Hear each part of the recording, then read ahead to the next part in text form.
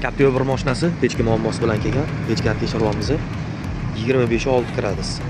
Bu juda ham sovuq degani. Bu sirkulyatsiya unaqa yaxshi bo'lmayapti. Pechkani shlankasidan gazga shlanka tortilgan. Podacha 0. Patokkalar, shlankalar to'lib qolganicha pechkaga suv bormagan, sirkulyatsiya yaxshi bo'lmagan.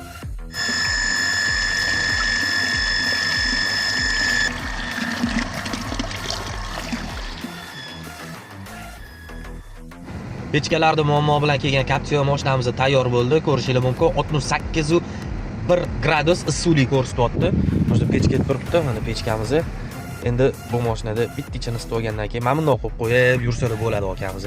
Tashqari temperatura 10 gradus, mashinani ichi mana pasaytirdik. 67.9, 68 gradus bo'lyapti. Kimga shunaqa sifatli kачественный xizmatli kerak bo'lsa, bemalol shu ekranda turgan telefon nomerlariga telefon qilib mashinalarni olib kelsanglar bo'ladi.